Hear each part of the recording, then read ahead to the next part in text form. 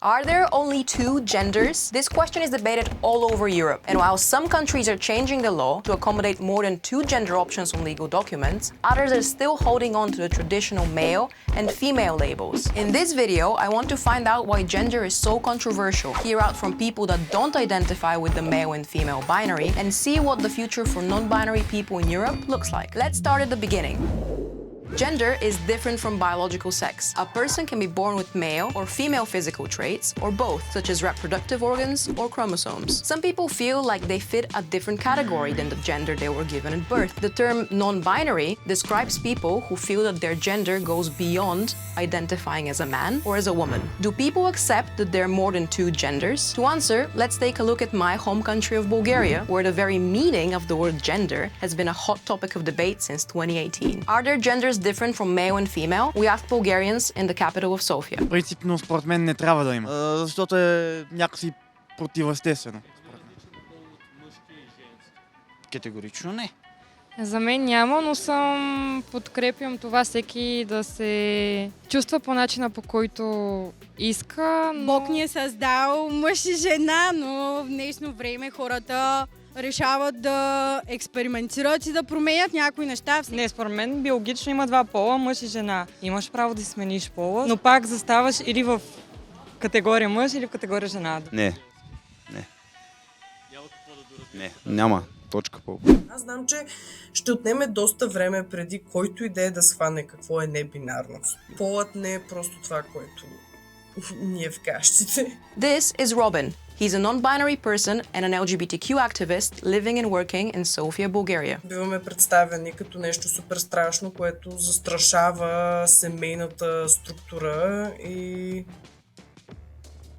което ти излиза изпод леглото на детето едва ли не. Over the years, the debate heated up several times, and earlier this year, the Supreme Court in Bulgaria banned trans people from changing their gender on passports and ID cards. Това е неадекватно решение по всякакви параграфи. Първата реакция, смисъл поне моята, беше да седна и да си порева хубаво.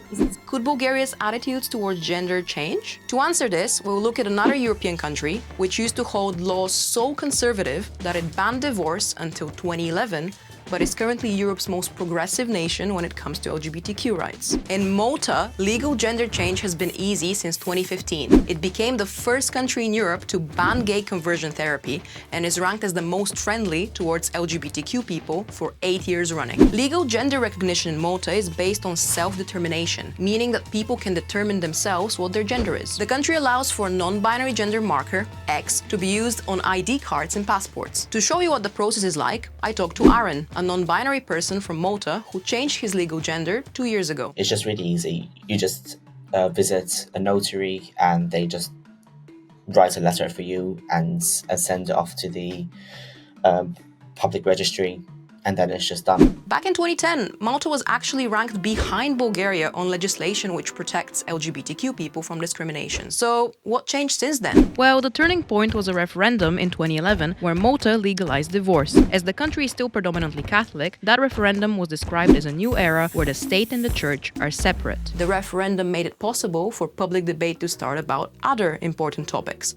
including LGBTQ rights. Since then, a trans woman has achieved the right to marry, a new president was elected who introduced a number of progressive bills, and the gender option X became available for passports and ID cards. What do Maltese people think about the possibility of an X marker? Personalment ma mhix differenza kbira lili. Nemmen li kulħadd għandu jkun fil-libertà u jagħmel dak li jixtieq.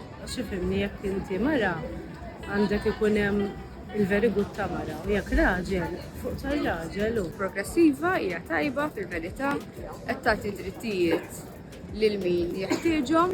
Jiena nemmen ħafna fil-libertà jekk iħoss dak li jkun li jrid ma jridx juru l-identità tiegħu. Why not?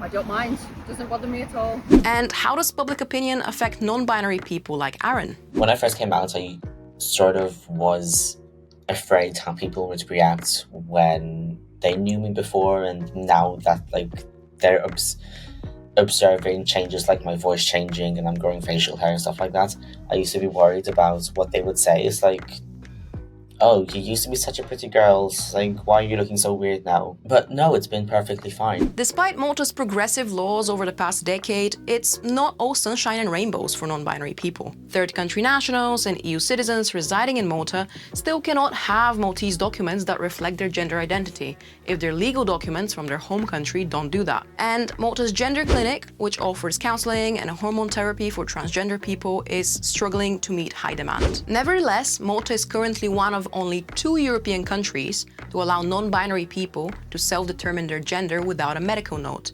and change their gender marker to a neutral one without any complex administrative procedures.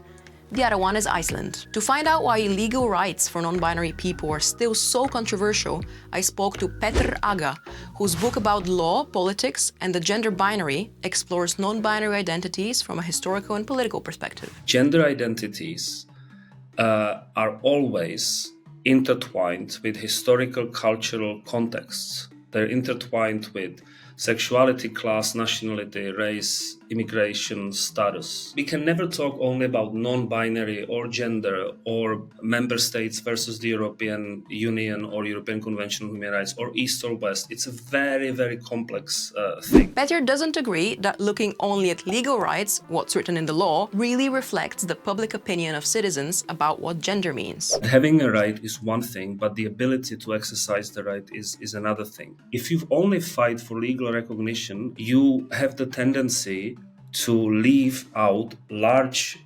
portions of the public debate that might need to be conducted because you focus your energy on pushing things through the parliament. According to Petr, trying to get laws through parliament tends to polarize a part of the society because those ideas feel like they've been pushed from above rather than put to a public debate. In Bulgaria, legal rights of non-binary people are far away from becoming legislation, and public opinion towards trans, intersex, and non-binary people is still hostile. But activists like Robin are hopeful. Много ще се радвам да се промени общественото мнение точно по темата, най-базовите теми за пола и как се структурира. Искам транскората да са видими по такъв начин, който не ги слага в директна опасност. Do people in your country know what non-binary means? And is gender change legally possible? Tell us in the comments.